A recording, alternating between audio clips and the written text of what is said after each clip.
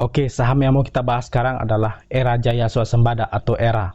Nah, jadi ERA ini didirikan pada tanggal 8 Oktober tahun 1996.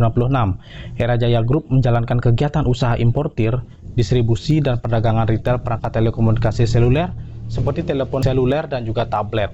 Nah, subscriber identity module card atau SIM card, voucher isi ulang operator jaringan seluler, ada aksesoris juga, kemudian perangkat Internet of Things ya atau IoT, penjualan voucher Google Play, serta menawarkan layanan produk value added service seperti layanan perlindungan ponsel melalui produk Tech Protect dan juga layanan pembiayaan ponsel yang bekerjasama dengan perusahaan multi-finance terkemuka di Indonesia.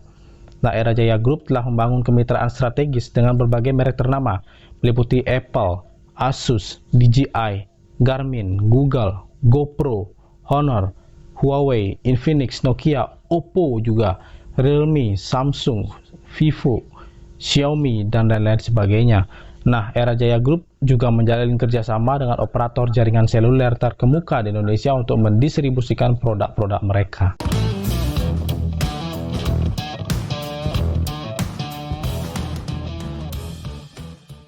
Oke, untuk pendapatan ya. Di tahun 2022, kuartal pertama, perseroan berhasil memperoleh pendapatan senilai 11,5 triliun, naik dari periode yang sama di tahun 2021 yang hanya senilai 10,85 triliun. Untuk di kuartal kedua tahun 2022, perseroan berhasil memperoleh pendapatan senilai 11,92 triliun, naik dari periode yang sama di tahun 2021 yang senilai 10,506 triliun. Nah, untuk di kuartal ketiga tahun 2022, perseroan berhasil memperoleh pendapatan senilai 11,54 triliun, naik dari periode yang sama di tahun 2021 senilai 9,827 triliun. Nah, untuk laba bersih sendiri, perseroan di kuartal pertama tahun 2022 berhasil memperoleh pendapatan senilai 295 miliar, naik tipis dari periode yang sama di tahun 2021 senilai 278 miliar.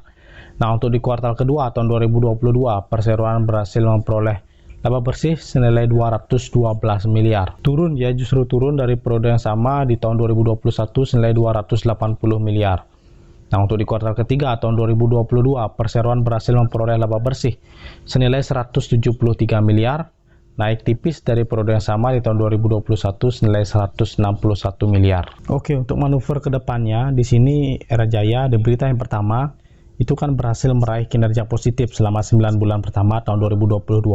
Nah, capaian itu berhasil diraih di tengah ketidakpastian kondisi ekonomi serta inflasi global yang terjadi belakangan ini loh. Nah, langkah-langkah yang telah disiapkan oleh Era Jaya Swasembada yaitu adalah program promosi menarik untuk mendorong angka penjualan di sisa tahun 2022 ya. Nah, jadi strategi ini sering juga dibarengi dengan perayaan Natal dan juga Tahun Baru yang merupakan momentum positif bagi industri retail untuk menggandakan penjualan mereka.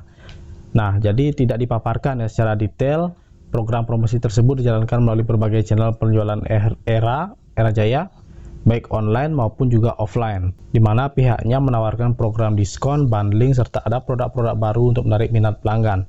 Nah, ketika ditanya ya, biasanya lini bisnis apa saja yang mencatatkan kenaikan penjualan selama Natal dan Tahun Baru? Jadi dikatakan oleh manajemen bahwa pada umumnya semua vertikal bisnis perseroan akan mendapatkan momentum positif. Nah, jadi untuk itu Era akan mempersiapkan dan memonitor stok tersedia agar mencapai level minimum di pasar. Nah, jadi agar bisa optimal lah dalam menangkap opportunity yang ada, terutama saat momen-momen tersebut. Kemudian di berita yang kedua adalah Era Jaya ini berhasil membuka 40 gerai retail baru secara serentak di 30 kabupaten dan kota di Pulau Jawa, Sumatera, Sulawesi, dan juga Kalimantan. Nah, ekspansi ini dilakukan melalui lini bisnis Era Jaya Digital. Nah, sebagai salah satu bentuk pendekatan bisnis dengan consumer centric, Era Jaya secara berkesinambungan membuka gerai-gerai baru yang kini telah merambah ke tingkat kota kabupaten dan juga kota madya. Jadi CEO dari Era Jaya melibatkan mitra dan investor lokal ya lewat program Erafone Cloud Retail Partner. Nah, sebanyak 5 dari 40 gerai baru yang dibuka adalah gerai kemitraan. Nah, jadi kita lihat ke depannya ya, apakah nanti pada saat dia mengeluarkan iPhone terbaru itu akan bisa menokrak penjualan. Ya, seperti kita ketahui, banyak sekali ada Apple fanboy, Apple fangirl gitu ya, yang selalu menantikan kehadiran iPhone terbaru. Nah, jadi iPhone ini merupakan andalan lah, produk andalan bagi si era untuk mendongkrak penjualan.